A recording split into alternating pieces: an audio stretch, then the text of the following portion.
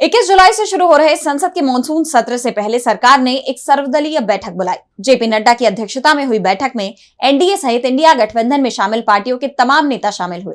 बैठक में जहां सरकार ने विपक्ष से सदन की कार्यवाही में सहयोग करने की अपील की, तो वहीं विपक्ष ने भी अपने रुख से साफ कर दिया कि उसने सदन में सरकार को घेरने की पूरी तैयारी कर ली है।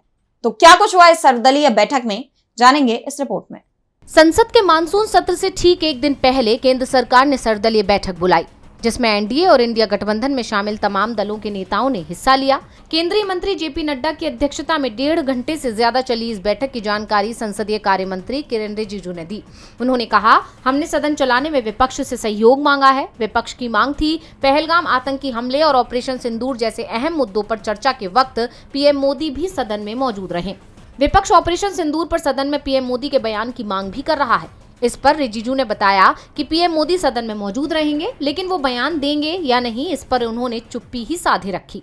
यानी विपक्ष के दबाव में सरकार संसद में ऑपरेशन सिंदूर पर चर्चा के लिए तैयार तो हो गई है, लेकिन पीएम मोदी विपक्ष के सवालों का जवाब नहीं देंगे, ये मंशा भी दिखाई दे रही है। इसके साथ ही रिजिजू ने ये भी साफ कर दिया कि हाईकोर्ट के जज जस्टिस यशवंत वर्मा के खिलाफ इसी सत्र में महाभियोग प्रस्ताव पेश किया जाएगा।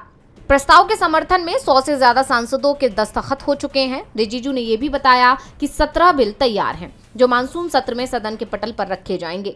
वहीं विपक्ष ने सदन में सरकार को घेरने की पूरी तैयारी का ऐलान कर दिया है। इस दौरान कांग्रेस सांसद गौरव गोगोई ने साफ किया कि इस सत्र में विपक्ष पहलगाम आतंकी हमला, सीमाओं पर जारी संघर्ष, अमेरिका के पूर्व राष्ट्रपति डोनाल्ड ट्रंप के युद्ध विराम के दावे और बिहार में विशेष गहन पुनरीक्षण जैसे मुद्दों पर सरकार से जवाब मांगेगा।